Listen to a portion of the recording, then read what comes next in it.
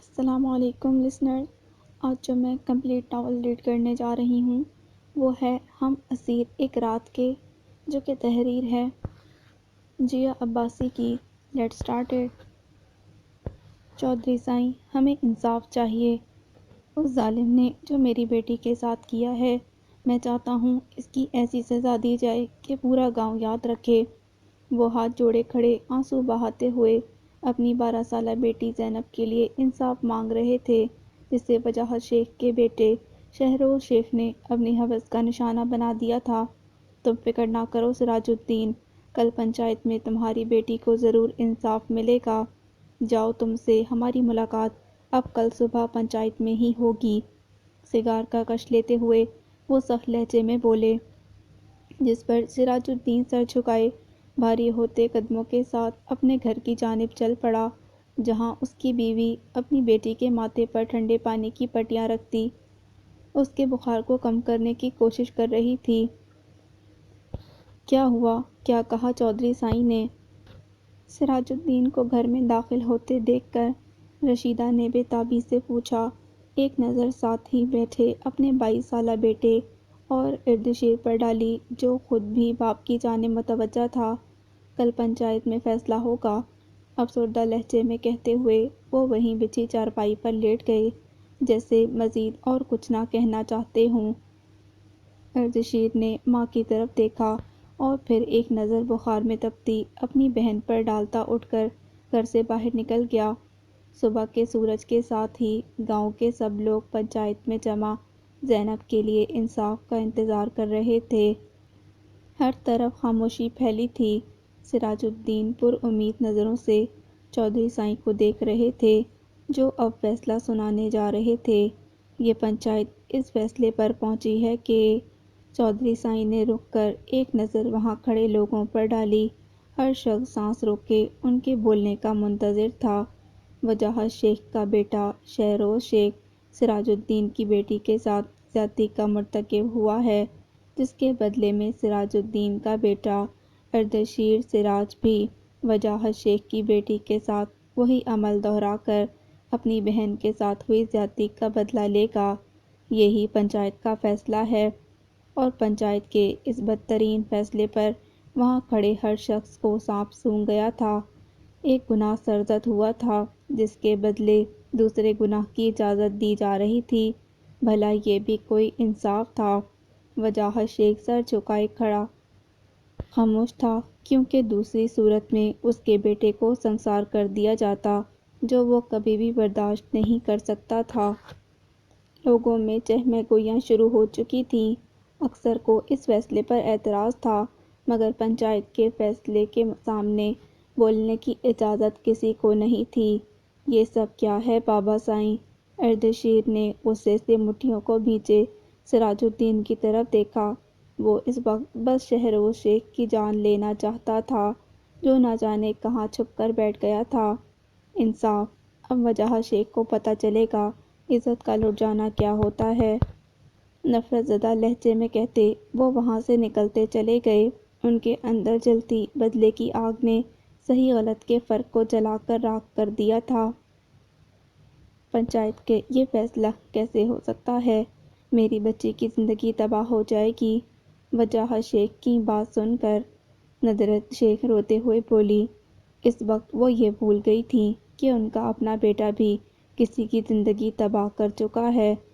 اور کوئی راستہ نہیں ہے ہمارے پاس، ورنہ وہ شہروز کو جان سے مار دیں گے. وجاہت شیخ بے بسی سے بولے، جبکہ کمرے کے باہر کھڑی اماں ابا کی باتیں سنتی مبارہ اس فیصلے پر ساکت رہ گئی تھی. کچھ گھنٹوں بعد اس کی عزت کا بھی جنازہ اٹھنے والا تھا. یہ بات ہی اس کا دماغ معاف کر گئی تھی. اماں ابا اور بھی کچھ کہہ رہے تھے، مگر وہ بھاری ہوتے قدموں کے ساتھ اپنے کمرے کی جانب بڑھ گئی. ایک زنا کے بدلے دوسرا زنا. 16 سالہ کی مبارہ اب اتنی بھی چھوٹی نہیں تھی کہ ان سب باتوں کو سمجھ نہ پاتی. کیوں کیا آپ نے شہروز بھائی ایسا؟ اب میں کیا کروں گی؟ وہ روتے ہوئے وہیں بیڈ کے قریب فرش پر بیٹھ گئی. معاشرے میں زیادتی شدہ عورتوں کے ساتھ کیا سلوک ہوتا ہے، اس سے وہ ناواقف نہیں تھی. اپنے گاؤں میں اپنے گاؤں میں ہی وہ ایسی کئی عورتوں کو دیکھ چکی تھی جو سب کے لیے اچھوت تھیں۔ کوئی رشتے کے لیے ان کے گھر کا رخ نہ کرتا۔ لوگوں کی حقارت بھری نظریں اور ذلت اٹھاتے اٹھاتے وہ تنہائی اس دنیا سے رخصت ہو چکی تھیں، اور اب یہ ہی رسوائی اور ذلت پنچایت میں اس کے نصیب میں لکھتی گئی تھی۔ پر کون جانے کاتب تقدیر اس کے لیے کیا سوچے ہوئے تھا۔ رات کی سیاہی نے اس گاؤں کو اپنے لپیٹ میں لے لیا تھا۔ ہر طرف سناٹا چھایا ہوا تھا۔ جب اس سناٹے کو چیرتی قدموں کی آواز اس گلی میں سنائی دینے لگی، وہ چلتے ہوئے اس دروازے کے سامنے جا کھڑے ہوئے تھے جہاں وہ بد نصیب رہتی تھی، جس کی پل بھر بعد زندگی جہنم بننے جا رہی تھی۔ کون ہے؟ دروازہ کھٹکھٹانے پر اندر سے بھاری مردانہ آواز ابھری۔ سراج الدین، دروازہ کھولو۔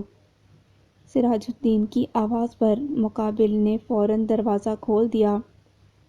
سامنے ہی وجاہت شیخ کھڑا تھا، جس کے پیچھے کمرے سے نکلتی ندرت ان دو نفوس کو دیکھتے ہی رونا شروع کر چکی تھیں۔ اندر نہیں بلاؤ گے وجاہت؟ سراج الدین کی آواز پر وجاہت شیخ نے فوراً ایک طرف ہو کر انہیں اندر آنے کی اجازت دی تھی۔ اردشیر کو آگے بڑھنے کا اشارہ کرتے سراج الدین گردن اکڑا کر اس کے پیچھے ہی گھر میں داخل ہوئے۔ اس سارے وقت میں اردشیر خاموش کھڑا آس پاس کا جائزہ لے رہا تھا۔ وجاہت، وقت آ گیا ہے، پنچایت کے فیصلے پر عمل درآمد کیا جائے۔ وہ صوفے پر بیٹھتے ہوئے بولے۔ اگر آج ان کی اپنی بیٹی خود اس اذیت سے نہ گزر رہی ہوتی تو شاید وہ اس قسم کی بے حسی کا مظاہرہ کبھی نہ کرتے، مگر بدلے کی آگ نے انہیں اندھا کر دیا تھا کہ ایک بیٹی کے باپ ہو کر بھی وہ کسی دوسری کی بیٹی کو اسی اذیت سے گزارنے جا رہے تھے۔ ندرت، وجاہت شیخ نے اپنی بیوی کو اشارہ کیا، جو وہیں صوفے پر بیٹھی بے آواز روئے جا رہی تھیں۔ شوہر کے کہنے پر بھی وہ ایک انچ اپنی جگہ سے نہ ہلیں۔ مجبوراً وجاہت شیخ ہی بیٹی کے کمرے کی طرف بڑھے اور چند منٹ بعد ہی سر جھکائے مبارہ باپ کے پیچھے پیچھے چلی آئی۔ وجاہت شیخ نے اسے نہ جانے کیا کہا تھا، جس پر اب وہ سر جھکائے سب کے سامنے کھڑی تھی۔ اسے دیکھتے ندرت کے رونے میں روانی آ گئی۔ شیر! سراج الدین کے اشارہ کرنے پر اردشیر اپنی جگہ سے اٹھا اور آگے بڑھ کر مبارہ کا بازو دبوچتے واپس اسی کمرے میں لے گیا جہاں سے ابھی وہ باہر آئی تھی۔ دروازہ بند ہونے پر بے بسی کی مورت بنے وجاہت شیخ وہیں صوفے پر ٹھہر گئے۔ بیٹے کی جان کا سوال نہ ہوتا تو اپنی بیٹی کی طرف اٹھنے والی آنکھیں نوچ لیتے، مگر قسمت کے اس کھیل میں وہ ان ہاتھوں کو نہ روک پائے جو ان کی بیٹی کی طرف بڑھے تھے۔ کتنا ہی وقت گزر چکا تھا جب ایک جھٹکے سے دروازہ کھلا اور کسی ایک پر بھی نظر ڈالے بغیر اردشیر تیزی سے وہاں سے نکلتا چلا گیا۔ پیچھے ہی مبارہ فرش پر بے حال بیٹھی آنسو بہا رہی تھی۔ ندرت تڑپ کر اس کی جانب بڑھی۔ وجاہت شیخ کا جھکا سر مزید جھک گیا تھا اور سراج الدین فخریہ مسکراہٹ چہرے پر سجائے خود بھی اردشیر کے پیچھے گھر سے باہر نکل گئے۔ 16 برس کی بالی عمر کو سلام، اے پیار تیری پہلی نظر کو سلام، سلام۔ رات میں برستی بارش کے باعث لاہور کا گرلز ہاسٹل اس وقت اندھیرے میں ڈوبا ہوا تھا، جس کو دور کرنے کے لیے وہ کمرے میں موجود موم بتیاں جلاتی ساتھ ساتھ گنگنا بھی رہی تھی۔ لبوں پر ایک تبسم آ ٹھہرا تھا۔ وہ موم بتیاں جلا کر اسٹڈی ٹیبل پر رکھتی کھڑکی کے سامنے جا کھڑی ہوئی۔ برسات کا یہ موسم اسے ایک الگ ہی جہاں میں لے جاتا تھا، جس میں وہ خوشیوں سے بھرے قوس قزح کے ہر رنگ کو اپنی زندگی میں برستا محسوس کرتی تھی۔ ابھی بھی وہ ہاتھ پھیلائے باہر برستی بارش کو محسوس کرتی ساتھ ساتھ گنگنا بھی رہی تھی جب پیچھے سے آتی عارفہ کی آواز پر چونک کر مڑی۔ مبارہ میڈم، اب آپ 16 کی نہیں 20 کی ہو چکی ہیں، پھر یہ کون سی پہلی محبت کو آپ سلام بھیج رہی ہیں؟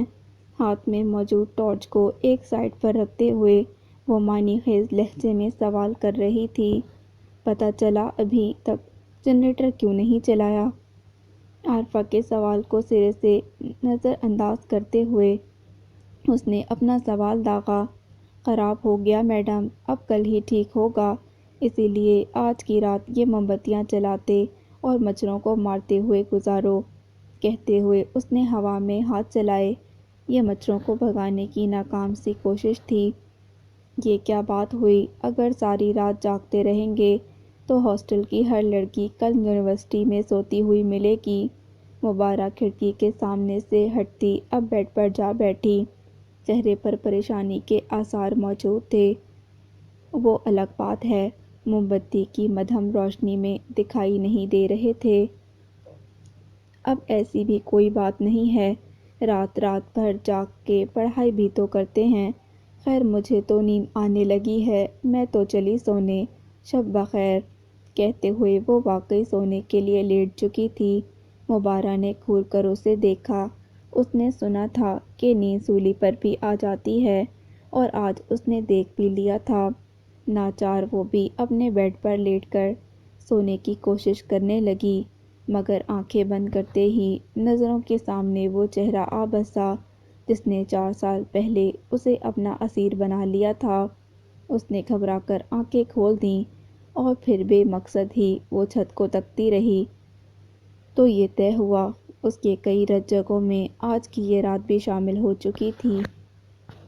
اماں جلدی کریں، مجھے دیر ہو رہی ہے کالج کے لیے۔ 16 سالہ زینب نے ایک بار پھر بلند آواز لگائی، جس پر کچن میں کام کرتی رشیدہ بیگم نے گھور کر ڈائننگ ٹیبل پر بیٹھی اپنی بے صبری بیٹی کو دیکھا۔ صبر نام کی کوئی چیز نہیں تم میں؟ ہاتھ میں ٹرے تھامے وہ کچن سے باہر آتے ہوئے بولی۔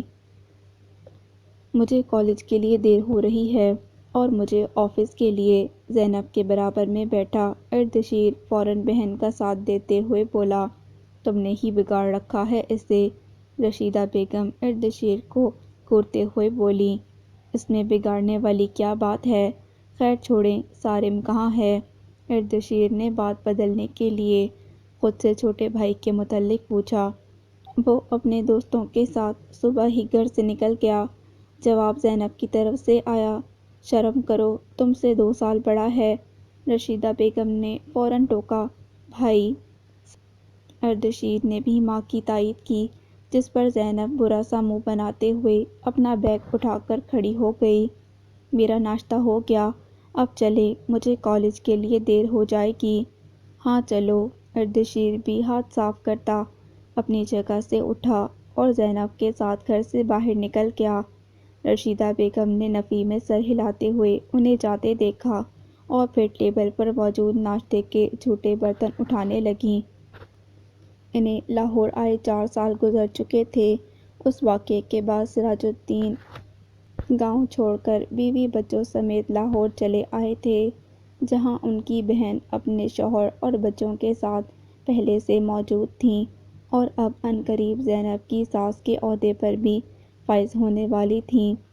کلاس لینے کے بعد وہ دونوں کوریڈور سے گزرتے ہوئے یونیورسٹی کے گراؤنڈ میں چلی آئی تھیں، جہاں اب بھی موسم ابر آلود ہو رہا تھا۔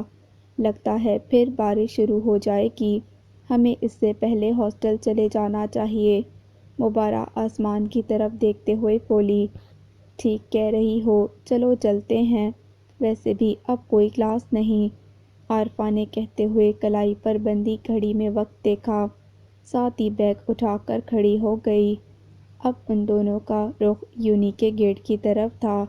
جلدی جلدی قدم اٹھاتی یونیورسٹی سے باہر نکل کر ابھی مزید چند قدم ہی آگے چلی تھیں کہ تبھی آسمان سے پانی کی بوچھاڑ شروع ہو گئی۔ اوہ شٹ یار! تیزی سے آگے بڑھتی وہ سڑک کنارے درخت کے نیچے جا کھڑی ہوئیں۔ اللہ جی، جلدی کوئی سواری مل جائے، سر پر بیگ کیے مبارک پریشانی سے بولی۔ رات بھر کیا کم بارش ہوئی تھی جو ابھی بھی شروع ہو گئی۔ ہمیشہ سے بارش کو ناپسند کرنے والی عارفہ اس وقت سخت جھنجھلائی ہوئی تھی۔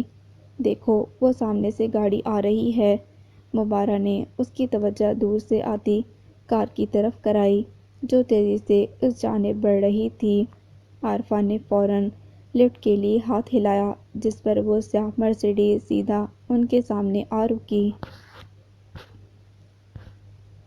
کالج سے باہر نکلتے ہی اس کی نظر سیدھا اس سیاہ مرسیڈیز پر پڑی تھی جس کے ساتھ ٹیک لگائے کھڑا اردشیر کب سے اس کے باہر نکلنے کا انتظار کر رہا تھا۔ وہ مسکراتی ہوئی تیزی سے اس کی جانب بڑھی۔ آج کیسے آ گئے آپ؟ موسم کے تیور کچھ ٹھیک نہیں لگ رہے تھے، سوچا خود ہی تمہیں کالج سے پک کر لوں۔ زینب کے ہاتھ سے بیگ لیتے ہوئے ساتھ ہی اپنے آنے کی وجہ بتائی۔ یہ تو اچھا کیا آپ نے۔ چلو اب جلدی گاڑی میں بیٹھو، بارش شروع ہونے سے پہلے گھر پہنچنا ہے۔ زینب کو فرنٹ سیٹ پر بٹھا کر وہ دروازہ بند کرتا ہوا خود بھی ڈرائیونگ سیٹ پر آیا اور گاڑی سٹارٹ کر کے آگے بڑھا لے گیا۔ راستے میں ہی تیز بارش شروع ہو چکی تھی۔ اردشیر ڈرائیونگ کے ساتھ ساتھ زینب کی باتوں کے جواب دینے میں بھی مصروف تھا۔ جب سنسان سڑک پر تیز بارش میں بھیگتی ہوئی انہیں دو لڑکیاں دکھائی دیں۔ بھائی، شاید انہیں مدد کی ضرورت ہے، ان میں سے ایک کو ہاتھ ہلاتے دیکھ کر زینب نے کہا۔ یہاں سب کو مدد کی ضرورت ہے زینب، ہم ہر کسی کے لیے نہیں رک سکتے۔ اردشیر سنجیدگی سے بولا۔ وہ شاید رکنے کا ارادہ نہیں رکھتا تھا، پر بھائی کتنی تیز بارش ہو رہی ہے، ہمیں ان کی مدد کرنی چاہیے۔ اس کے بازو پر ہاتھ رکھتے ہوئے زینب نے اسے سمجھانا چاہا، ساتھ ہی ایک نظر سامنے کی طرف ڈالی جہاں وہ دونوں کھڑی تھیں۔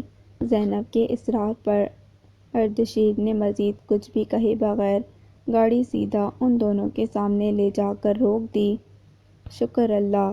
گاڑی کے رکتے ہی عارفہ فوراً اردشیر کی طرف بڑھی، جو گاڑی کا شیشہ نیچے گرا تھا اب بھی سامنے کی طرف دیکھ رہا تھا، جبکہ پیچھے کھڑی مبارہ اسے دیکھتے ہی ساکت رہ گئی تھی۔ آسمان سے برستی بارش، عارفہ کا اردشیر سے مدد طلب کرنا، اسے کسی چیز کا ہوش نہیں تھا۔ وہ تو اس ایک رات میں پہنچ گئی تھی جس نے اس کی زندگی مکمل طور پر بدل کر رکھ دی تھی۔ چلو مبارہ، کہاں کھو گئی ہو؟ ہاں کہیں نہیں۔ عارفہ کی آواز پر وہ ایک دم ہوش میں آئی، مگر خود کو تکتی عارفہ کی عجیب نظریں اسے ہکلانے پر مجبور کر گئی تھیں۔ بات کر لی میں نے، آ جاؤ، یا یہیں کھڑے رہنے کا ارادہ ہے؟ نہیں چلو۔ سر جھکائے وہ عارفہ کے ساتھ گاڑی کی پچھلی نشست پر بیٹھ گئی تھی۔ ان کے بیٹھتے ہی اردشیر نے گاڑی ہاسٹل کے راستے پر ڈال دی۔ باقی کا سارا سفر خاموشی سے گزرا تھا۔ کیا اس نے مجھے پہچانا نہیں؟ رات کے 9 بجے اسٹڈی ٹیبل پر بیٹھی مبارہ اسائنمنٹ پر توجہ دینے کی بجائے مسلسل اردشیر کے بارے میں سوچ رہی تھی۔ ہاسٹل واپس آنے کے بعد سے اس کی سوچ کے سارے تانے بانے اردشیر سے جا جڑے تھے، جو 4 سال پہلے کی نسبت کافی باروب اور سنجیدہ نظر آ رہا تھا، مگر اس نے ایک نگاہ غلط بھی مبارہ پر نہیں ڈالی تھی، اور یہی بات اسے پریشان کیے جا رہی تھی۔ کیا میں 4 سال میں کافی بدل گئی؟ اس نے ٹیبل پر موجود آئینے میں نظر آتے اپنے عکس کو دیکھا، جس کی خوبصورتی کا کوئی بھی مرد اسیر ہو سکتا تھا۔ نہیں، میں تو اب بھی ویسی ہی ہوں، وہ بھی ویسے ہی تھے، پھر مجھے کیوں نہیں پہچانا؟ میں تو انہیں نہیں بھولی، تو کیا وہ مجھے بھول گئے؟ خود سے بڑبڑاتی وہ اس ایک رات کے بارے میں سوچنے لگی جب اردشیر سب کے سامنے اسے کمرے میں لے گیا تھا۔ پلیز اللہ سائیں، مجھے اس انسان سے بچا لیں۔ بیڈ پر بیٹھی 16 سالہ مبارہ خوفزدہ نظروں سے اردشیر کو دیکھ رہی تھی، جو ادھر سے ادھر چکر لگاتا نہ جانے کیا سوچ رہا تھا کہ کمرہ لاک کر کے مبارہ کو بیڈ پر دھکیلنے کے بعد وہ جیسے اسے بھول ہی گیا تھا۔ کافی دیر تک یوں ہی کمرے کے چکر لگاتے رہنے کے بعد اردشیر نے مبارہ کو اٹھنے کا اشارہ کیا اور خود دروازے کی طرف بڑھا۔ مبارہ حیرت زدہ سی اس کے پیچھے چل پڑی، جس نے کمرے میں لا کر ہاتھ لگانا تو دور ایک نظر اسے دیکھا بھی نہیں تھا۔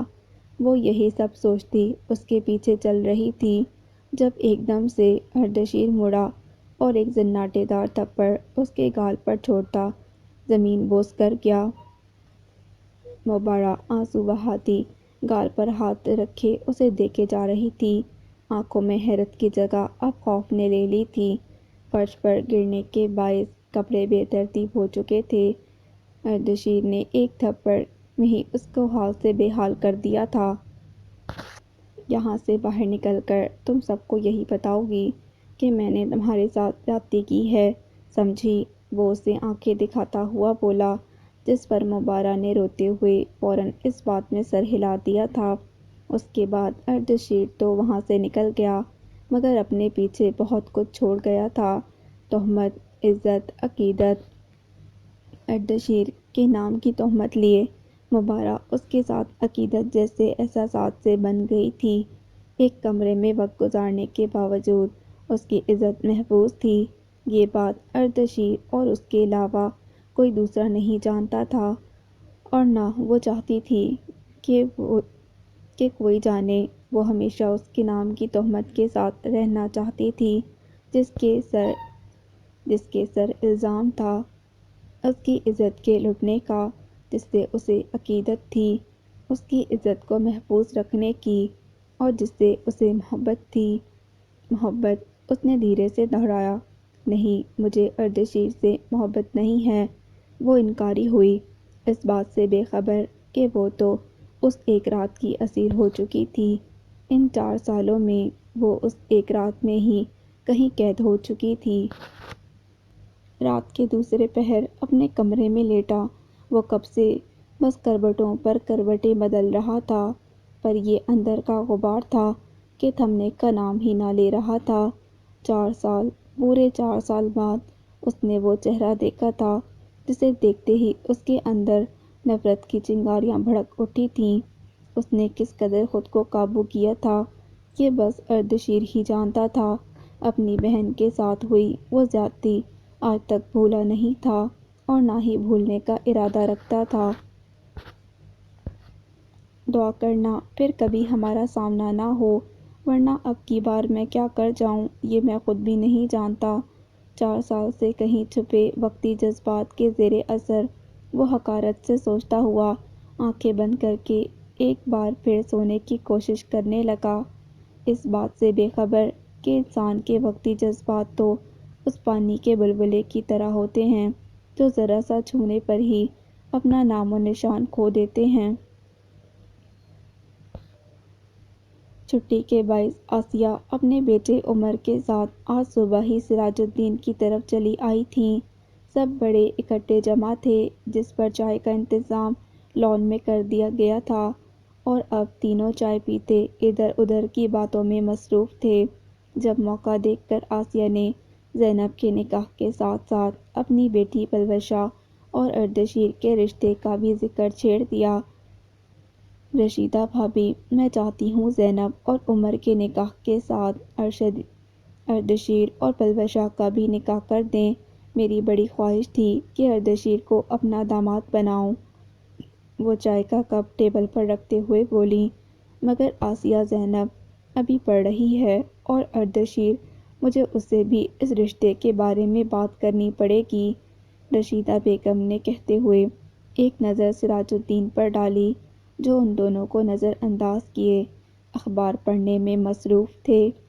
وہ وٹے سٹے کی قائل نہیں تھیں، مگر نند کو بیٹے کے رشتے کے لیے انکار کرنے کا مطلب تھا زینب کے رشتے سے بھی ہاتھ دھو لینا، جو وہ ہرگز نہیں چاہتی تھیں۔ زینب کے ساتھ ہوئی زیادتی کے بعد بھی ان کی نند بھتیجی کو بہو کے طور پر اپنا رہی تھی۔ یہ بات ہی رشیدہ بیگم کا سر آسیہ کے سامنے جھکانے کے لیے کافی تھی۔ ہاں، آپ اس سے بھی بات کر لیں، مجھے پورا یقین ہے وہ انکار نہیں کرے گا۔ اور رہی زینب کی پڑھائی تو بس ابھی نکاح کر رہے ہیں، رخصتی اس کی پڑھائی مکمل ہونے کے بعد رکھ لیں گے۔ آپ کیا کہتے ہیں بھائی؟ آسیہ نے سراج الدین کو بھی بیچ میں گھسیٹا۔ بچے راضی ہوں تو مجھے کوئی اعتراض نہیں۔ سراج الدین اخبار کا صفحہ پلٹتے ہوئے بولے، ٹھیک ہے، پھر آپ لوگوں کی یہی مرضی ہے تو میں اردشیر سے بات کرتی ہوں۔ رشیدہ بیگم دل پر پتھر رکھتے ہوئے بولیں، نہ چاہتے ہوئے بھی وہ اس رشتے کے لیے راضی ہو گئی تھیں۔ اماں کی طبیعت تو ویسے کی ویسے ہی ہے، آپ شہر میں کسی ڈاکٹر کو کیوں نہیں دکھا دیتے؟ چھٹی کے باعث مبارہ اماں ابا سے ملنے گاؤں چلی آئی تھی اور اب کمرے میں بیڈ پر بیٹھی وہ پریشانی سے ماں کو دیکھ رہی تھی، جو اکلوتے بیٹے کی موت کے غم میں بستر سے ہی لگ کر رہ گئی تھیں۔ 8 ماہ پہلے کار ایکسیڈنٹ میں ہوئی شہروز شیخ کی موت کا صدمہ اتنا گہرا تھا کہ وہ اب اکثر بیمار رہنے لگی تھیں۔ کچھ بیٹی کا دکھ تھا کہ 20 سال کی ہونے کے باوجود کسی نے رشتے کے لیے ان کے گھر کا رخ نہیں کیا تھا۔ اردشیر کے نام کی لگی تہمت کسی کو بھی اس گھر کی دہلیز پار نہیں کرنے دیتی تھی۔ کچھ گاؤں والوں کی باتیں بھی تھیں جن سے کافی عرصہ پہلے دل برداشتہ ہو کر وجاہت شیخ نے اسے پڑھنے کے لیے لاہور بھیج دیا تھا۔ شہر کے ڈاکٹر کی ضرورت نہیں ہے، میں ٹھیک ہوں، نحیف سی آواز میں کہتی ندرت شیخ بیٹی کو دیکھنے لگیں، جو گلابی رنگ کی شلوار قمیض میں خود بھی کوئی کھلتا ہوا گلاب لگ رہی تھی۔ مگر اس کا نصیب تو شاید مرجھا سا گیا تھا۔ اٹھا تو جا نہیں رہا آپ سے، خواب ٹھیک ہیں؟ میں نے کہا نا میں ٹھیک ہوں، کہیں نہیں جانا مجھے۔ اب کہ وہ اپنی آواز میں سختی لاتے ہوئے بولیں، اچھا ٹھیک ہے، غصہ نہیں کریں، ویسے گھر میں کچھ کھانے کو ہے؟ میں نے صبح ناشتہ کیا تھا جو سفر میں ہی ہضم ہو گیا۔ مبارہ نے معصومیت سے ماں کو دیکھتے ہوئے پوچھا، میں نے تو کچھ بنایا ہی نہیں، میں ابھی نہیں، آپ رہنے دیں، میں بناتی ہوں، آپ آرام کریں۔ ندرت شیخ کو منع کرتی وہ تیزی سے اٹھ کر کمرے سے باہر نکل گئی تاکہ کھانے کے لیے کچھ بنا سکے، ورنہ وہ جانتی تھی اس کی ماں بیماری میں بھی اٹھ کر اس کے لیے کچن میں گھس جاتی۔ خان ولا میں اس وقت سب ڈائننگ ٹیبل پر بیٹھے رات کے کھانے میں مصروف تھے۔ جب شاہد خان نے آسیہ کو مخاطب کیا، آج آپ سراج الدین کی طرف گئی تھیں، کیا ہوا؟ باپ کی بات پر عمر نے بھی سر اٹھا کر ماں کو دیکھا۔ میں نے بھائی بھابھی سے بات کی تھی اور اردشیر اور پلوشا کے نکاح کی، بھائی کو تو کوئی اعتراض نہیں ہے، آسیہ نے کہتے ہوئے ایک نظر پلوشا پر ڈالی جس کا نوالا منہ تک لے جاتا۔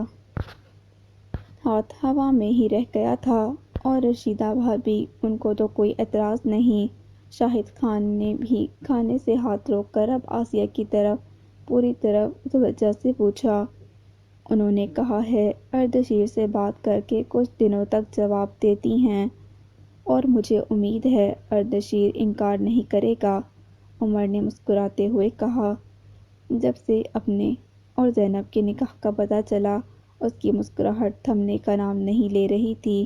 آخر کو اس کی محبت جو اسے ملنے والی تھی، چلو تم کہتے ہو تو مان لیتے ہیں، ویسے ہمیں بھی لگتا ہے اردشیر انکار نہیں کرے گا، وہ ایک سمجھدار اور سلجھا ہوا لڑکا ہے، مسکرا کر کہتے ہوئے شاہد خان واپس کھانے کی طرف متوجہ ہو گئے۔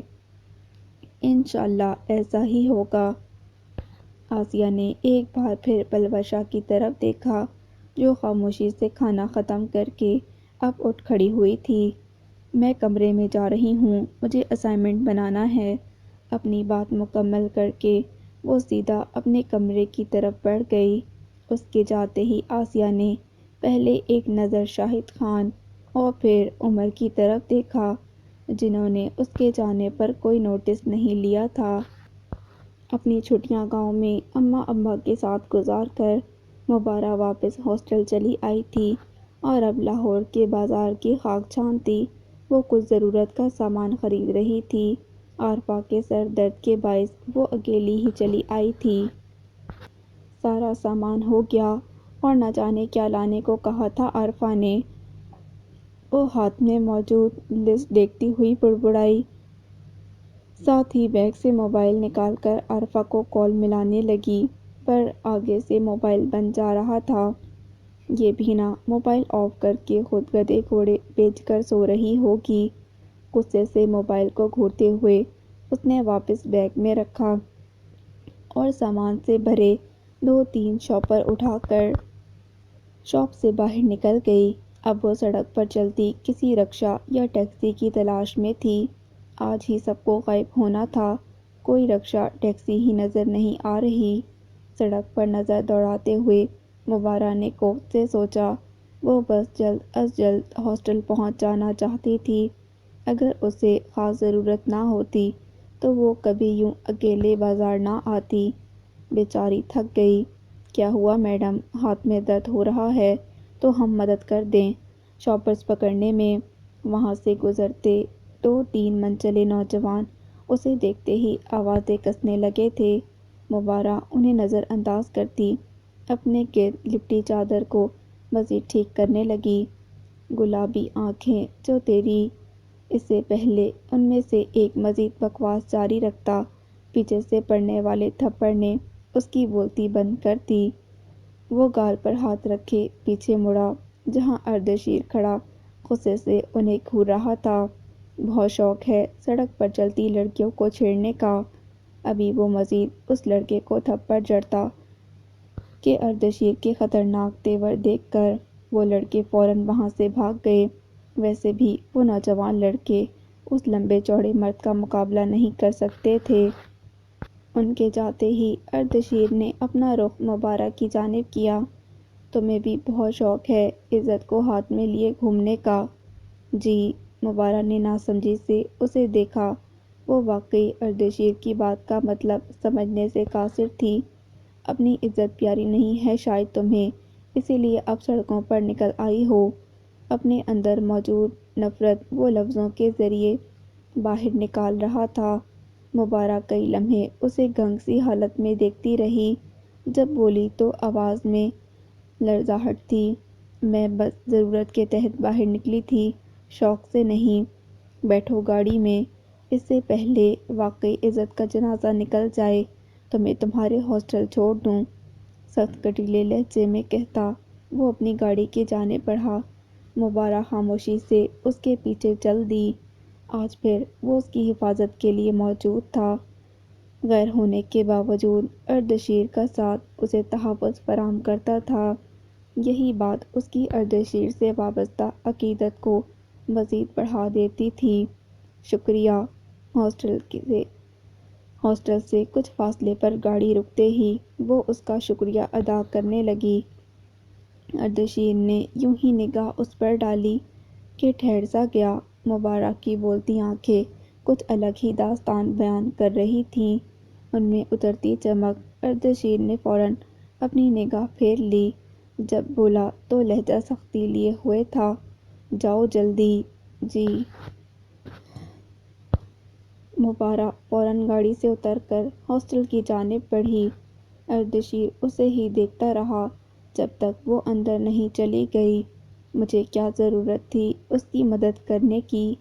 سر جھٹک کر گاڑی سٹارٹ کرتا وہ گھر کی طرف روانہ ہو گیا۔ آج سڑک سے گزرتے وقت ان لڑکوں کا مبارہ کو تنگ کرتے ہوئے دیکھنا وہ نہ چاہتے ہوئے بھی اس کی مدد کو چلا آیا تھا۔ اچھا ہوا تم آ گئی، ابھی میں تمہیں ہی کال کرنے والی تھی۔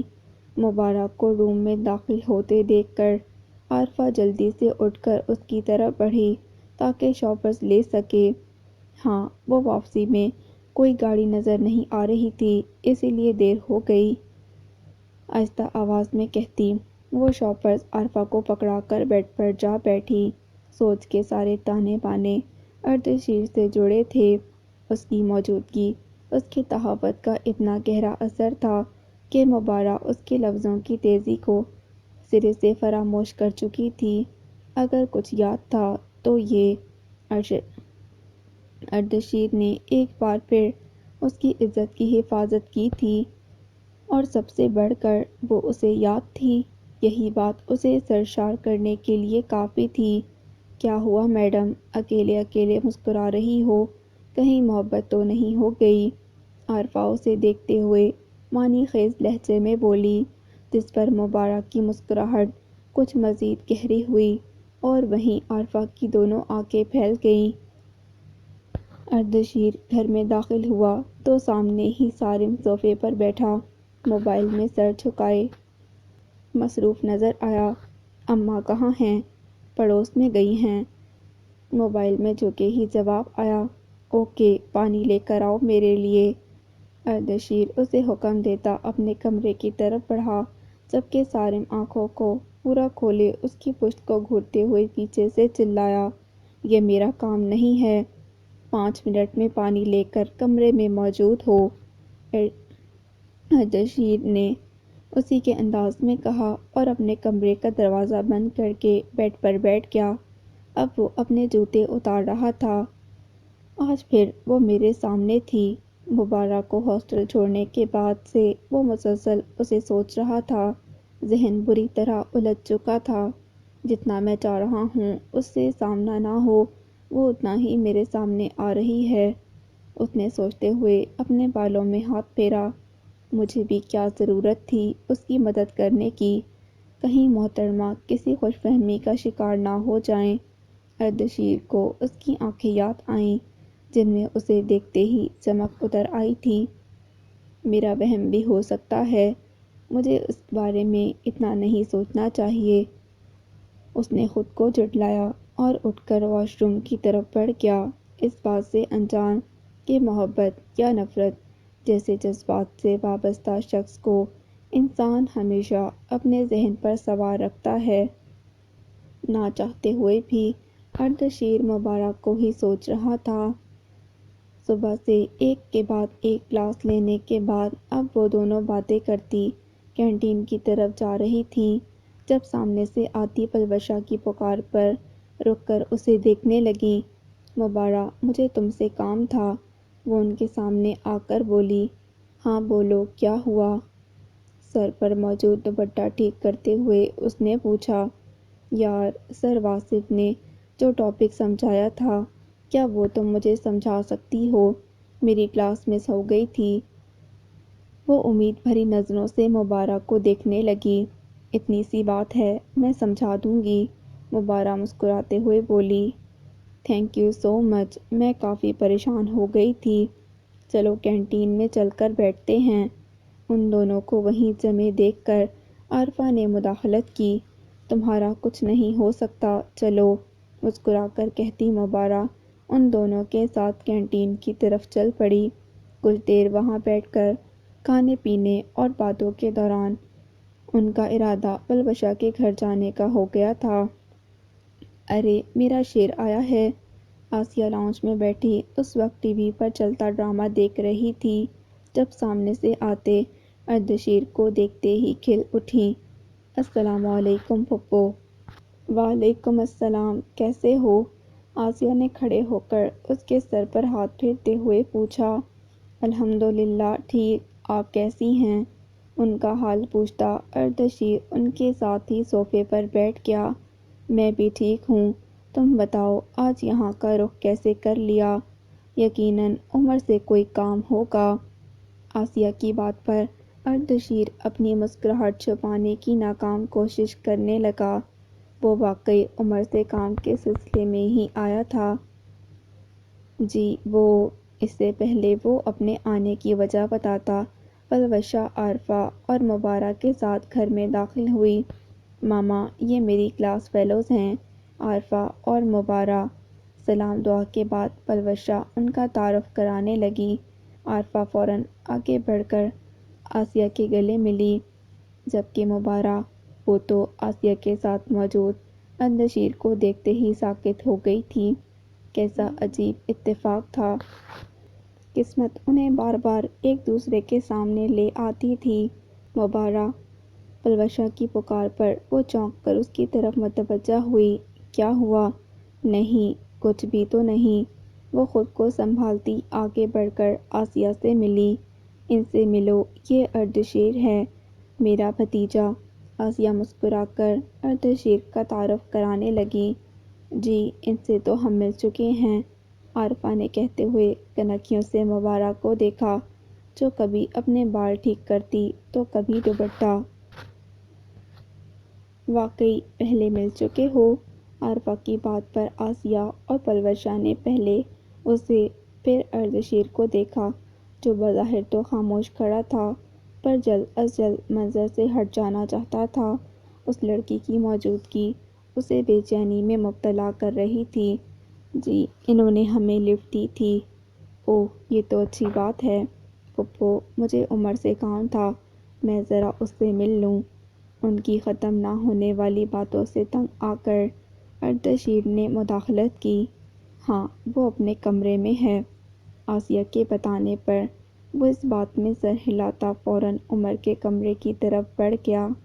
ادھر مبارہ ارد گرد کا ہوش بھلائے اسے جاتے ہوئے دیکھ رہی تھی، جب عارفہ نے کوہنی مار کر تنبیہی نظروں سے اسے گھورا۔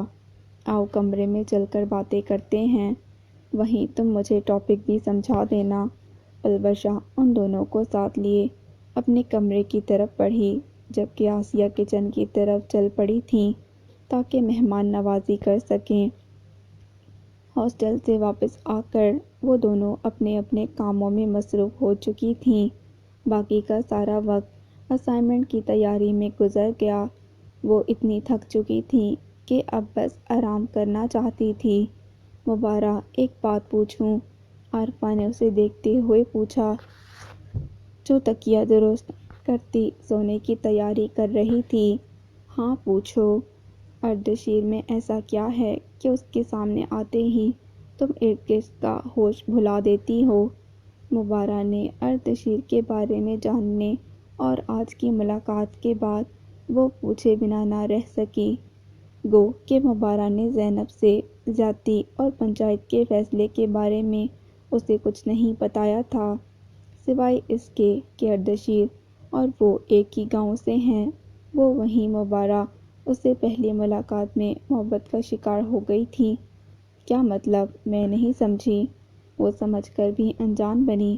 میرا مطلب، یار، تم اتنی خوبصورت ہو کہ کوئی بھی لڑکا تمہارا دیوانہ ہو جائے۔ پھر تمہیں اردشیر میں ایسا کیا پسند آ گیا؟ حالانکہ وہ عام سی شکل صورت کا مالک ہے، عارفہ نے اس کے سامنے بیٹھتے ہوئے پوچھا۔ مبارہ خاموشی سے عارفہ کو دیکھنے لگی۔ اب وہ اسے کیا بتاتی کہ وہ اور اردشیر کے چہرے کی نہیں بلکہ اس کے کردار کی اسیر ہے، جس نے گناہ کی اجازت ملنے کے بعد بھی اسے ہاتھ تک نہ لگایا تھا۔ اور اردشیر وہ باقی مردوں کی طرح چہرے پر مر مٹنے والا نہیں تھا، وہ تو اس سے نفرت کرتا تھا، اتنی نفرت کہ اپنی نظروں کے سامنے اس چہرے کو دیکھنا تک گوارا نہیں کرتا تھا۔ کیا ہوا؟ کہاں کھو گئی؟ اس کی خاموشی پر عارفہ نے چڑھتے ہوئے پوچھا۔ کہیں نہیں، تم بس سمجھ نہیں سکتی۔ مجھے اردشیر کے چہرے سے نہیں، ان کے کردار سے محبت ہے۔ ان کا ساتھ مجھے تحفظ دیتا ہے۔ اگر میں کسی مرد کی موجودگی میں خود کو محفوظ سمجھ سکتی ہوں تو وہ صرف اردشیر ہیں۔ وہ غیر مرئی نقطے کو گھورتی اس ایک رات میں پہنچ چکی تھی جہاں وہ اور اردشیر تھے۔ اس کے ساتھ گزرا ہر ایک لمحہ مبارہ کے لیے کسی قیمتی اثاثے سے کم نہیں تھا۔ جو بھی ہوا، آخر کو وہ ایک مرد ہی ہے۔ مبارہ کے جواب پر آنکھیں گھماتی وہ اٹھ کر واپس اپنے بیڈ پر چلی گئی تھی، مگر جاتے جاتے بھی اس نے مبارہ کو جتانا ضروری سمجھا۔ ہاں، مرد ہے، پر باقی مردوں سے الگ۔ مبارہ دھیرے سے بڑبڑائی تھی۔ کمرے میں بیڈ پر بیٹھا وہ لیپ ٹاپ سامنے رکھے اپنی ای میلز چیک کر رہا تھا، جب دروازے پر دستک دے کر رشیدہ بیگم اندر آئیں۔ بیٹا، مجھے تم سے کچھ ضروری بات کرنی تھی۔ جی بولیں، کیا بات ہے؟ کیا آج تمہاری پھپھو نے تم سے کوئی بات کی تھی؟ وہ اس کے سامنے بیٹھتے ہوئے سنجیدگی سے پوچھ رہی تھیں۔ وہ نہیں چاہتی تھیں ان سے پہلے کوئی اور اردشیر سے اس بارے میں بات کرے۔ نہیں تو کیا ہوا؟ کوئی بات ہوئی ہے؟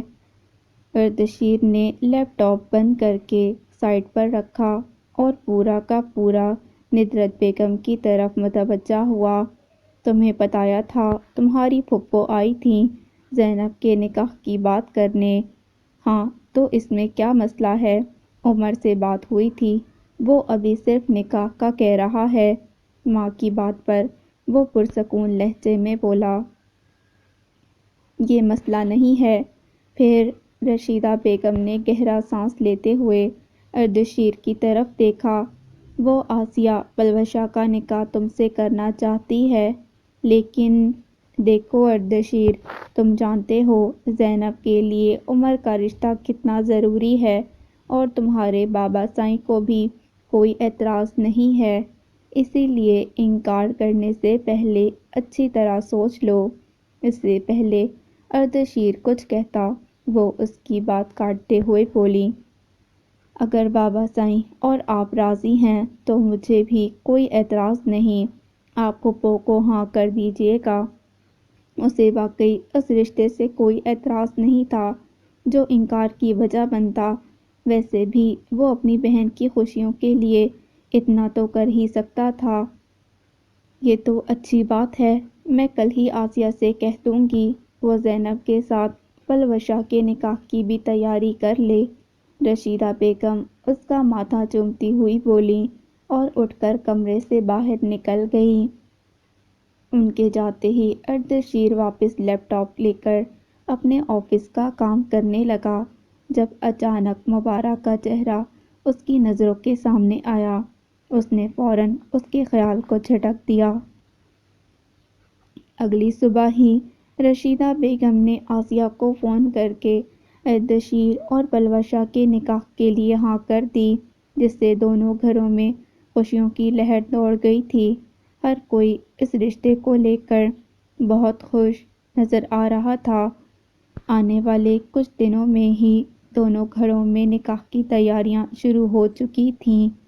دوسری طرف مبارہ ندرت شیخ کی طبیعت مزید بگڑنے کے باعث گاؤں میں چلی آئی تھی، تاکہ کچھ دن اماں ابا کے ساتھ گزار کر ان کی خدمت کر سکے۔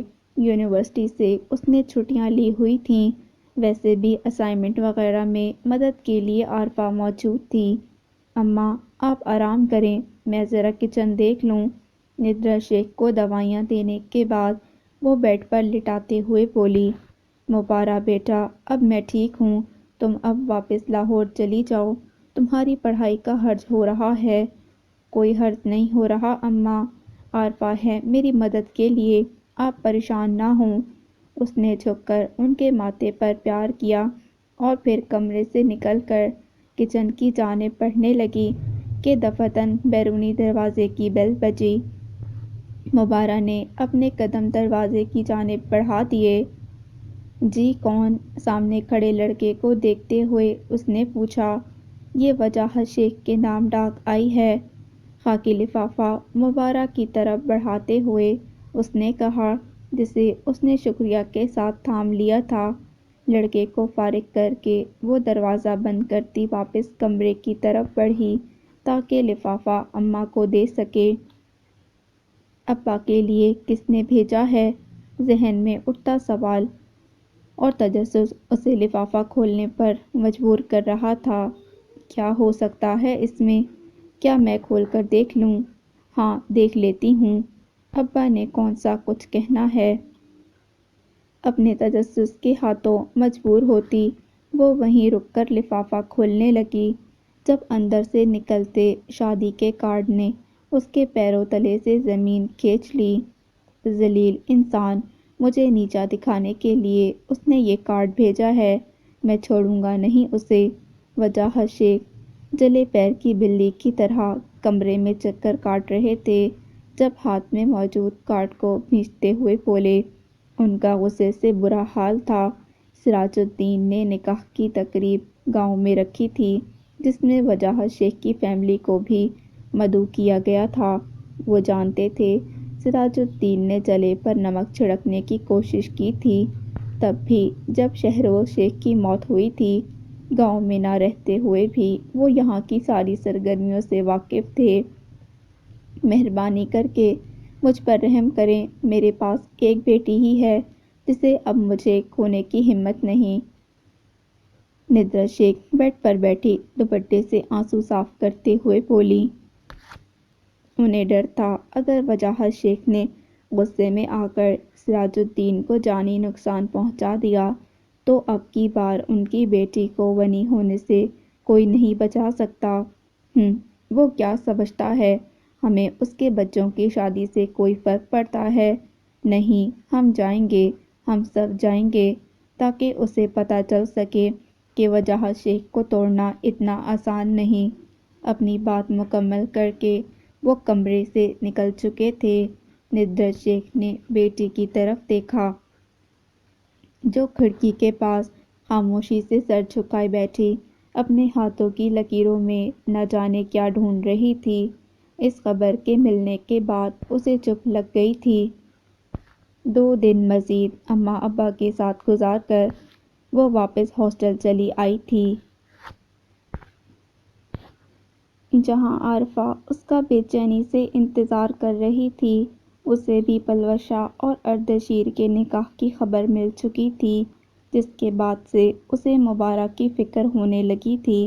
اسی لیے اس نے مبارہ سے بات کرنے کا سوچا، اور اب وہ اس کے سامنے بیٹھی مسلسل اسے سمجھانے کی کوشش کر رہی تھی۔ دیکھو مبارہ، محبت وغیرہ سب بیکار ہے۔ دیکھنا، جب تمہاری شادی ہوگی، چاہنے والا شوہر ملے گا، تو تب تمہیں اردشیر یاد بھی نہیں رہے گا۔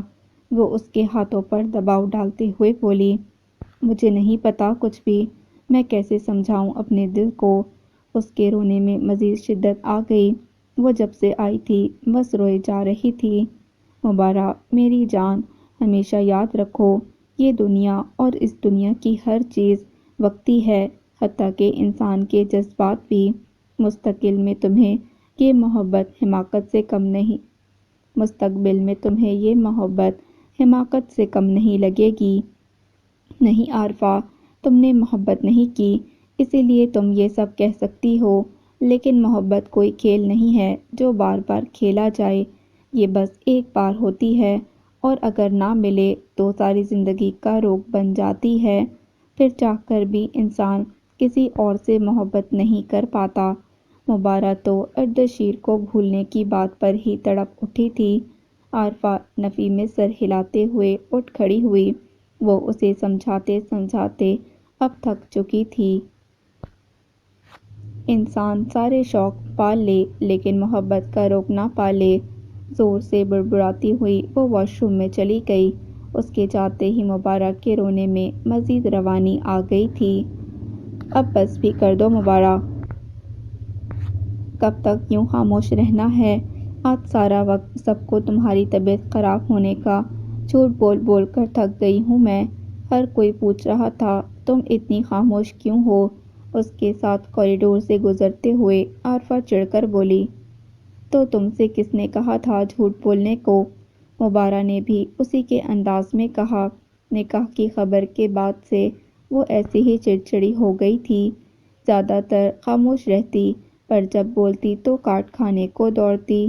ہاں تو کیا سچ بتا دیتی کہ تم خاموش ہو جاؤ؟ سامنے پلوشہ کھڑی ہے۔ مبارہ اس کی بات کاٹتی تیزی سے بولی۔ ساتھ ہی پلوشہ کی طرف دیکھا، جو کسی لڑکے کے ساتھ کھڑی باتیں کر رہی تھی۔ ان کے قریب جاتے ہی وہ لڑکا فوراً وہاں سے چلا گیا۔ کیسی ہو پلوشہ؟ بہت بہت مبارک ہو تمہیں نکاح کی۔ تھینکس، پلوشہ سنجیدگی سے بولی۔ اس کے نکاح کی خبر سارے ڈپارٹمنٹ کو مل چکی تھی، مگر حیرت کی بات یہ تھی کہ اس نے کسی کو بھی اپنے نکاح کی دعوت نہیں دی تھی، بلکہ یہ کہہ کر معذرت کر لی تھی کہ نکاح سادگی سے ہو رہا ہے، جبکہ مبارہ جانتی تھی کہ نکاح کی تقریب کتنی دھوم دھام سے رکھی گئی تھی۔ گاؤں کے تقریباً ہر فرد کو مدعو کیا گیا تھا، مگر اپنے غم میں مبارہ نے اس طرف توجہ نہ دی۔ اچھا، مجھے کچھ کام ہے، میں چلتی ہوں۔ 1-2 اور باتوں کے بعد پلوشہ کہتی ہوئی فوراً وہاں سے نکل گئی۔ ویسے بھی یونیک کا ٹائم آف ہونے لگا تھا۔ تم دروازے تک چلو، میں ذرا لائبریری سے ہو آؤں۔ عارفہ گھڑی میں وقت دیکھتے ہوئے عجلت میں بولی، میں بھی چلتی ہوں تمہارے ساتھ۔ نہیں، تم گیٹ پر میرا انتظار کرو، میں ابھی آئی۔ عارفہ کہتی ہوئی لائبریری کی طرف بڑھ گئی، جبکہ مبارہ نے اپنے قدم مین گیٹ کی جانب بڑھا دیے۔ وہاں پہنچتے ہی اسے سامنے گاڑی سے ٹیک لگائے اردشیر کھڑا نظر آیا، جو یقیناً پلوشہ کو پک کرنے آیا تھا۔ مبارہ کے قدم بے اختیار اس کی جانب بڑھے۔ کیسے ہیں آپ؟ وہ اس سے پوچھنا چاہتی تھی کہ اسے کس بات کی سزا دی جا رہی ہے۔ کیا شہروز شیخ کی بہن ہونا اس کا قصور تھا، یا محبت کرنا کہ سب کچھ جانتے ہوئے بھی وہ انجان بن رہا تھا؟ مگر کچھ بھی پوچھنے سے پہلے اس نے یہ پوچھا، کیوں تم؟ اردشیر، جو اسے سخت ستانے کا ارادہ رکھ رہا تھا، مبارک کی طرف دیکھتے ہی ساکت ہو گیا۔ کیا کچھ نہیں تھا اس کی آنکھوں میں؟ شکوے، گلے، عقیدت، محبت۔ اپنے نام کی تہمت لگا کر وہ خود کسی اور سے شادی کر رہا تھا۔ کیوں اتنی نفرت؟ اب تو شہروز شیخ اس دنیا میں نہیں تھا، اس کی بہن کا گھر بھی بسنے جا رہا تھا۔ پھر مبارک کو کیوں تاعمر اس کی سزا سناتی گئی تھی؟ اردشیر کو اس وقت اپنی نفرت بے معنی سی لگنے لگی۔ مبارک، چلیں! پیچھے سے آتی آواز پر دونوں نے چونک کر اس کی طرف دیکھا، جہاں عارفہ کھڑی سنجیدگی سے انہیں دیکھ رہی تھی۔ ہاں چلو! اور اس سمے مبارک کو ہر لفظ بے معنی لگنے لگا تھا۔ وقت گزر چکا تھا، وہ کسی اور کا ہونے جا رہا تھا۔ مبارک خاموشی سے عارفہ کے ساتھ آگے بڑھ گئی اور اردشیر وہیں کھڑا جاتے اسے دیکھتا رہا، جب تک وہ نظروں سے اوجھل نہ ہو گئی۔ نکاح سے قبل کئی بار اسے وجاہت شیخ کی کال آ چکی تھی، جنہوں نے اسے خاص تاکید کی تھی نکاح میں شریک ہونے کی۔ یہ اب ان کی انا کا مسئلہ بن چکا تھا۔ وہ سراج الدین پر واضح کر دینا چاہتے تھے کہ انہیں ان کی خوشیوں سے کوئی خاص سروکار نہیں۔ دوسری طرف مبارک نے خود کو سمجھا لیا تھا کہ یہ محبت اس کا اپنا مسئلہ ہے، اردشیر کا اس میں کوئی قصور نہیں۔ وہ تو اس سے نفرت کرتا تھا، اس نے کبھی اسے کوئی امید نہیں دلائی تھی۔ پھر کیسا شکوہ اور کیسی شکایت! وہ گاؤں کے لیے روانہ ہو چکی تھی، بس فرق اتنا تھا، اس بار اس کے ساتھ عارفہ موجود تھی، جو اسے اکیلا نہیں چھوڑنا چاہتی تھی۔ کیا ضروری ہے نکاح میں شرکت کرنا؟ گھر پہنچ کر مبارک کے اماں ابا سے ملنے کے بعد اب وہ سفر کی تھکن اتارنے کے لیے کمرے میں آرام کر رہی تھی، جب عارفہ اس کی طرف کروٹ لیتے ہوئے بولی، ہاں بابا سائیں چاہتے ہیں ہم جائیں اور میں انہیں انکار نہیں کر سکتی۔ مبارک اٹھ کر بیٹھ گئی۔ بے چینی اتنی تھی کہ 2 گھڑی آرام بھی نہیں کر پا رہی تھی۔ مبارک، صبر کرو، دیکھنا ایک دن تمہاری زندگی میں بھی کوئی آئے گا جو تم سے اتنی محبت کرے گا کہ تم مجبور ہو جاؤ گی اس کی محبت کا جواب محبت سے دینے کے لیے، اور تب اردشیر، اگر تمہیں یاد رہا بھی تو اس کی محبت دم توڑ چکی ہوگی۔ عارفہ ایک بار پھر اسے سمجھا رہی تھی۔ مبارک نے اس بات میں سر ہلا دیا۔ ٹھیک ہی تو کہہ رہی تھی وہ، دنیا کی ہر چیز کا نعم البدل نکل آتا ہے، انسان بدل جاتا ہے تو جذبات ویسے کیسے رہ سکتے ہیں؟ تم ٹھیک کہہ رہی ہو، شاید ایک دن میں اردشیر کو بھول جاؤں، تب کوئی اور یہاں وہ اٹک گئی۔ کوئی اور کیوں؟ اردشیر کیوں نہیں؟ اس کا ضبط جواب دینے لگا۔ اس سے پہلے کہ وہ ایک بار پھر بکھر جاتی، تیزی سے اٹھ کر واش روم میں چلی گئی۔ پیچھے عارفہ افسوس کرتی اس کے حق میں دعا کرنے لگی۔ ڈریسنگ ٹیبل کے سامنے کھڑے وہ اپنی شیروانی کے بٹن بند کر رہا تھا، جب اس نے ایک نظر آئینے پر ڈال کر اپنی تیاری کا جائزہ لیا۔ بلیک شیروانی اس پر خوب جچ رہی تھی، اس کے چہرے کی سنجیدگی اور روب اس کی مردانہ وجاہت میں مزید 4 چاند لگا رہے تھے۔ خود کو آئینے میں دیکھتا وہ ہاتھ میں گھڑی پہننے لگا کہ اچانک مبارک کا چہرہ اس کی نظروں کے سامنے لہرایا۔ میرا قصور نہیں ہے، میں نے اسے کوئی امید، کوئی اشارہ نہیں دیا۔ اردشیر نے خود کو باور کروایا، وہ کئی بار خود سے یہ کہہ چکا تھا۔ مبارک کے لیے بھی اسے دکھ ہو رہا تھا، پر یہ بھی سچ تھا، وہ قصوروار نہیں تھا۔ مبارک کی محبت کو وہ اپنا نہیں سکتا تھا۔ ایک کا دل رکھنے کے لیے وہ سب کے دل نہیں توڑ سکتا تھا۔ وہ جانتا تھا سراج الدین کبھی مبارہ کو قبول نہیں کریں گے، زینب کا رشتہ بھی خطرے میں پڑ جائے گا، اور پلوش شاہ، اس سب میں اس کا کیا قصور تھا؟ مجھے معاف کر دینا لڑکی، تم بہت معصوم ہو، پر تمہیں اور تمہاری محبت کو میں قبول نہیں کر سکتا۔ زیر لب بڑبڑاتا وہ موبائل اٹھا کر کمرے سے نکل گیا۔ اسے صارم کی کال آ رہی تھی کہ مہمان تقریباً پہنچ چکے تھے، وہ بھی تیار ہو کر نیچے آ جائے۔ 4 سال بعد سراج الدین کا گھر ایک بار پھر سے جگمگا اٹھا تھا۔ نکاح کی تقریب اپنے عروج پر تھی، سارے انتظامات بہترین طریقے سے کیے گئے تھے۔ سامنے اسٹیج پر مولوی صاحب عمر اور زینب کا نکاح پڑھا رہے تھے، اس کے بعد اردشیر اور پلوش شاہ کا نکاح ہونا تھا۔ ہر کوئی دلہن کی تعریف کرتے نہیں تھک رہا تھا۔ 16 سال کی دلہن بنی زینب پر ٹوٹ کر روپ آیا تھا۔ کیا دیکھ رہی ہو مبارہ؟ عارفہ نے اسے دیکھتے ہوئے پوچھا، جو جامنی رنگ کا فراک زیب تن کیے خاموش بیٹھی سامنے زینب کو دیکھ رہی تھی۔ کتنا فرق تھا دونوں کے نصیبوں میں۔ سامنے بیٹھی لڑکی زیادتی کا شکار ہوئی تھی، پھر بھی آج وہ محبت کا تاج سر پر سجائے کسی کی بیوی بن گئی تھی، اور وہ اس کے ساتھ زیادتی نہیں ہوئی تھی۔ اس کے باوجود اردشیر کے نام کی تہمت اس پر لگ چکی تھی، کوئی اسے اپنانے کو تیار نہیں تھا، اور وہ کیسے کسی کو یقین دلائے کہ آج بھی اس کی عزت محفوظ تھی۔ مبارہ، کیا ہوا؟ عارفہ نے اسے خاموش پا کر اس کا کندھا ہلایا۔ وہ اسے ٹھیک نہیں لگ رہی تھی۔ میں ٹھیک ہوں عارفہ، فکر مت کرو۔ مبارہ نے اسے تسلی دیتے سامنے دیکھا، جہاں عمر اور زینب کا نکاح ہو چکا تھا۔ سب ایک دوسرے کو مبارکباد دے رہے تھے، ہر طرف خوشی کا سماں تھا۔ جب یکدم آسیہ گھبراتی ہوئی وہاں آئیں اور شاہد خان کے کان میں جھک کر کچھ کہنے لگی۔ ذرا سی دیر گزری تھی کہ اچانک اسٹیج کا ماحول بدل گیا۔ اردشیر اور عمر اٹھ کر گھر کے اندر بڑھے تھے، جبکہ سراج الدین کھڑے شاہد خان سے کچھ کہہ رہے تھے۔ انداز کافی برہم تھا۔ یہ کیا ہو رہا ہے بابا سائیں؟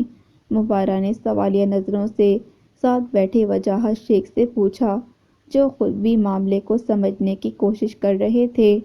میں دیکھ کر آتا ہوں۔ وہ اٹھ کر وہاں سے چلے گئے تاکہ خبر لے سکیں آخر معاملہ کیا ہے۔ اماں، ابھی مبارہ ندرت شیخ کی طرف مڑی تھی، تبھی 2 عورتیں ان کی ٹیبل کے قریب چلی آئیں۔ ہائے ندرت، سنا تم نے؟ اردشیر کی دلہن بھاگ گئی ہے کسی لڑکے کے ساتھ۔ توبہ توبہ، کیا زمانہ آ گیا! آج کل کے لڑکے لڑکیاں، اف!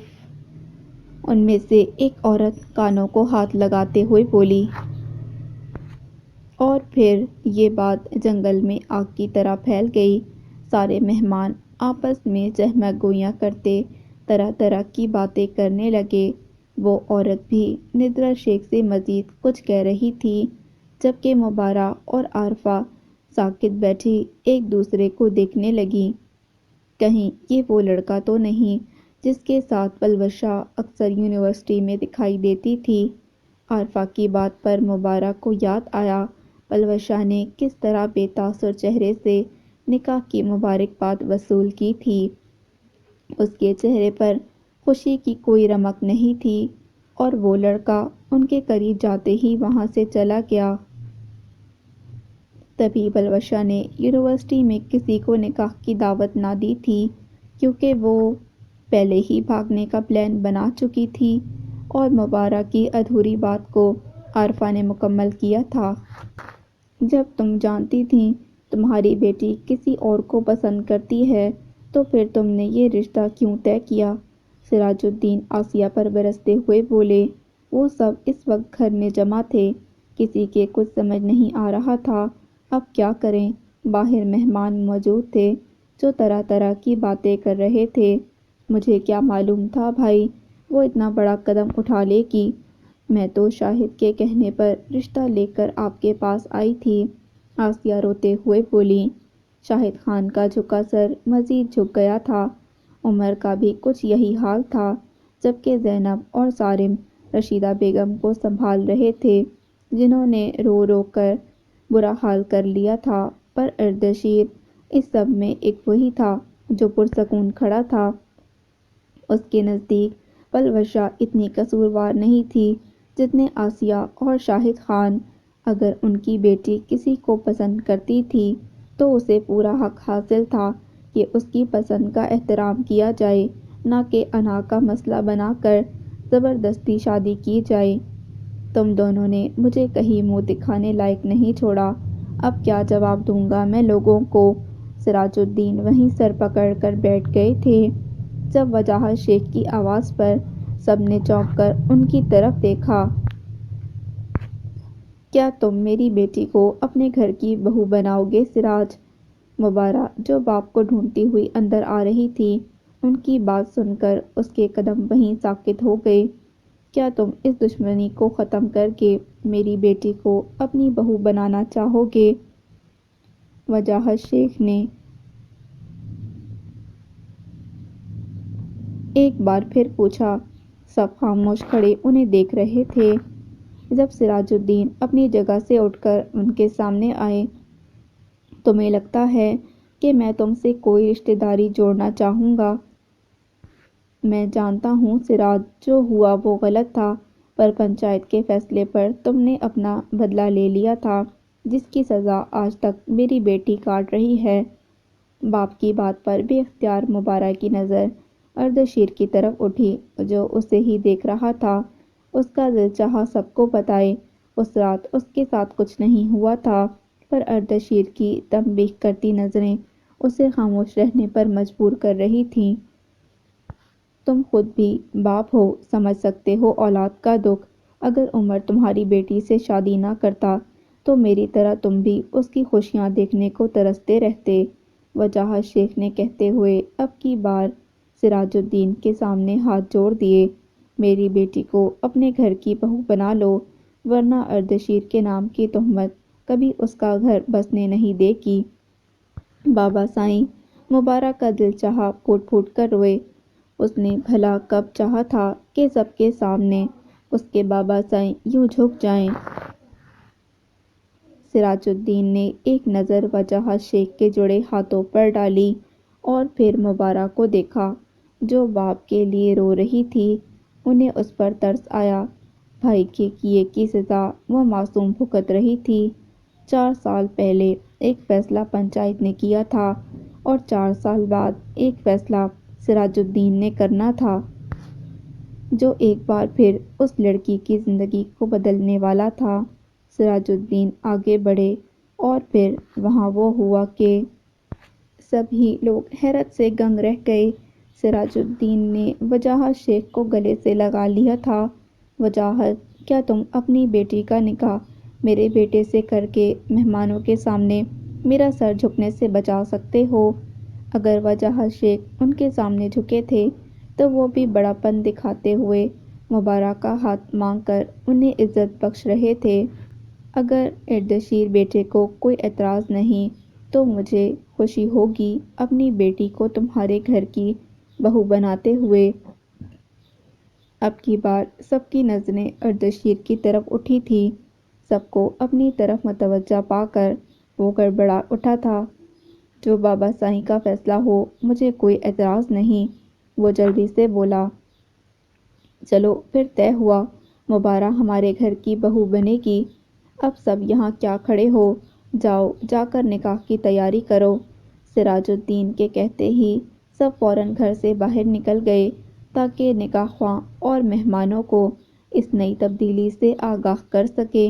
اب وہاں صرف سراج الدین، مبارہ اور وجاہت شیخ رہ گئے تھے۔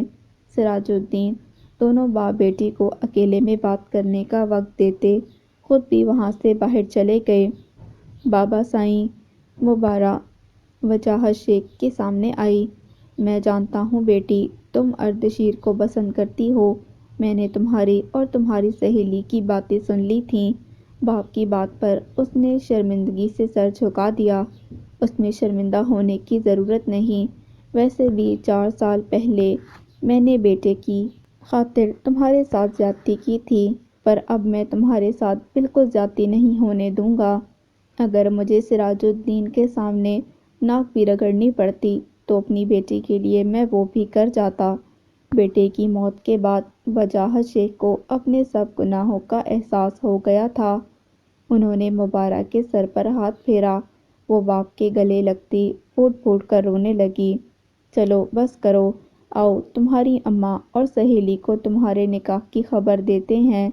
دیکھنا تمہاری اماں خوشی کے مارے اپنی ساری بیماری بھول جائے گی۔ وجاہت شیخ کی بات پر وہ نم آنکھوں سے مسکراتی ان کے ساتھ چل پڑی، جس کے بعد فضا میں اردشیر اور مبارک کے نکاح کے مبارکباد گونج اٹھے تھے۔ عارفہ تو اس کایا پلٹ پر حیران تھی۔ وہ یہاں مبارک کو حوصلہ دینے آئی تھی اور اب بیٹھ کر اس کے نکاح کے چھوارے کھا رہی تھی۔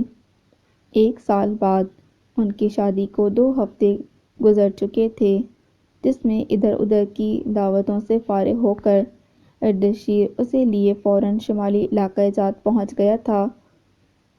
اس وقت بھی وہ دونوں ہنزا کے مختلف مقامات اچھی طرح گھوم پھرنے کے بعد اپنے ہٹ کے پاس بنی چھوٹی چھوٹی پہاڑیوں میں سے ایک پر بیٹھے تھے، جب دور افق پر اڑتے پرندوں کو دیکھتے ہوئے ایک دم مبارک نے گردن موڑ کر اپنے سے چند انچ کے فاصلے پر بیٹھے اپنے با کردار شریک کے سفر کو دیکھا، اور پھر دھیرے سے اپنا سر اس کے شانے پر ٹکا دیا۔ اردشیر نے مسکراتے ہوئے اس کے گرد بازوؤں کا حصار رکھ دیا۔ اردشیر پتہ ہے میرا دل کرتا ہے میں سب کو بتا دوں کہ اس رات کچھ نہیں ہوا تھا۔ اپنے لیے نہیں بلکہ مجھے اچھا نہیں لگتا جب کوئی زنا جیسے گناہ کے ساتھ آپ کا نام جوڑتا ہے۔ اردشیر کے ہاتھ کی انگلیوں میں اپنی انگلیاں پھنساتی وہ دھیرے سے بول رہی تھی، اور میں نے تم سے کتنی بار کہا ہے مبارک، میرا اللہ ہمارے حال سے واقف ہے، ہمیں کسی اور کو کچھ بھی بتانے کی ضرورت نہیں۔ اردشیر نے اکثر کہا ہوا جملہ پھر دہرایا۔ مبارک جب بھی سب کو بتانے کا کہتی تھی وہ یہی جملہ کہہ کر بات ختم کر دیتا تھا۔ ویسے آج صبح زینب کی کال آئی تھی، بتا رہی تھی پلوشہ اپنے شوہر کے ساتھ پھر آئی تھی، مگر اس بار بھی آسیہ پھپھو اور شاہد انکل نے اسے معاف نہیں کیا۔ آپ کو نہیں لگتا انہیں معاف کر دینا چاہیے؟ اس نے ذرا سا چہرہ اٹھا کر اردشیر کی رائے لینی چاہی۔ ان کا معاملہ ہے، وہ بہتر جانتے ہوں گے، ہمیں ان کے بارے میں سوچنے کی ضرورت نہیں، وہ سرسری لہجے میں بولا۔ مبارک جانچتی نظروں سے اس کے تاثرات دیکھ رہی تھی۔ وہ جاننا چاہتی تھی پلوشہ کے نام پر وہ کیسے ری ایکٹ کرتا ہے۔ ایسے مت دیکھو، مجھے فرق نہیں پڑتا پلوشہ کے ذکر سے۔ وہ دیکھ تو رہا تھا پر خود پر جمی مبارک کی نظروں کو اچھے سے محسوس کر سکتا تھا۔ آپ نکاح کرنے والے تھے اس سے؟ وہ نکاح پر زور دیتے ہوئے بولی۔ کیا تو نہیں، وہ بھی دو بدو بولا۔ اور ہاں، آخری بار بتا رہا ہوں، میں اس سے نکاح زینب کی خوشی کے لیے کر رہا تھا، محبت میں نہیں۔ اب کہ اردشیر کا انداز ڈپٹنے والا تھا، مبارک منہ بناتی واپس سر اس کے شانے پر رکھتے ہوئے سامنے دیکھنے لگی۔ ویسے بابا سائیں کو زینب کی رخصتی بھی ہمارے ساتھ کر دینی چاہیے تھی، بیچارے عمر بھائی، انہیں دیکھ کر مجھے بہت ترس آ رہا تھا۔ لو جی، اب محترمہ کو عمر اور زینب کی فکر ستانے لگی تھی۔ اردشیر نے آنکھیں گھماتے ہوئے اس کے گرد موجود حصار کو مزید تنگ کیا۔ زینب ابھی پڑھ رہی ہے، ورنہ عمر کی تو پوری کوشش تھی ہمارے ساتھ ہی زینب کی رخصتی کروا لے۔ عمر کی حالت سوچتے ہوئے اردشیر کے چہرے پر مسکراہٹ آ گئی۔ اسے خوشی تھی کہ پلوشہ کے واقعے نے زینب کی زندگی کو متاثر نہیں کیا تھا۔ ہاں، پر وہ کتنے اتاولے، بس ہم یہاں ہنی مون پر آئے ہیں، سب کے مسئلوں پر نظر ثانی کرنے نہیں، وہ چڑھ کر بولا۔ محترمہ کو سب کی فکر تھی سوائے اپنے شوہر کے، آپ سے تو بات ہی کرنا بیکار ہے۔ مبارک بھی اسی کے انداز میں کہتی سیدھی ہو کر بیٹھ گئی۔ اردشیر نے کنکھیوں سے اسے دیکھا۔ اس گزرے 1 سال میں یہ لڑکی اسے کتنی عزیز ہو گئی تھی کہ اب ایک لمحہ بھی اس کے بغیر ادھورا لگتا تھا۔ اچھا ایک بات پوچھوں؟ واپس اسی پوزیشن میں آتے ہوئے وہ معصومیت سے اردشیر کو دیکھنے لگی۔ نہیں، اس نے اپنی مسکراہٹ دبائی۔ جانتا تھا اب میڈم منہ پھلا کر بیٹھ جائیں گی۔ آپ مجھ سے محبت نہیں کرتے نا؟ نہ جانے کیا سوچ کر وہ آج بول بیٹھی، اور جب بولی تو آواز بھرا گئی۔ پاگل لڑکی، کس نے کہا محبت نہیں ہے؟ ہاں، میں نے نکاح بابا سائیں کے کہنے پر ضرور کیا تھا، پر اس 1 سال میں تم میرے دل میں اس مقام پر پہنچ چکی ہو جہاں سے واپسی ممکن نہیں۔ اگر تم نے کبھی اپنی جگہ چھوڑنے کا سوچا بھی تو میری سانسوں کا تسلسل ٹوٹ جائے گا۔ مبارک کا چہرہ اپنے دونوں ہاتھوں میں بھر کر اردشیر اس کی آنکھوں میں جھانکتا اپنے دل کا حال بتا رہا تھا۔ محبت کا اظہار کرنے کے ساتھ ساتھ وہ اس لڑکی کے تمام شک و شبہات کو بھی ختم کر دینا چاہتا تھا۔ تم آج جان لو کہ میری زندگی میں آنے والی تم پہلی لڑکی اور آخری محبت ہو۔ تم سے پہلے یہ دل نہ کسی کے لیے دھڑکا ہے اور نہ ہی کبھی دھڑکے گا۔ محبت سے کہتا وہ اس کے ماتھے پر اپنی محبت کی مہر ثبت کرنے لگا۔ مبارک نے پرسکون ہوتے ہوئے اس کے سینے پر سر رکھ کر آنکھیں موند لیں۔ وہ جو اس ایک رات کی اسیر ہو چکی تھی، اب ساری زندگی کے لیے اردشیر کی قید میں رہنا چاہتی تھی۔ ہم جو محبت کے فقیر تھے کہ ایک تیرے ہی مریض تھے، ہمیں طلب تھی فقط تیری کہ ہم ایک رات کے اسیر تھے۔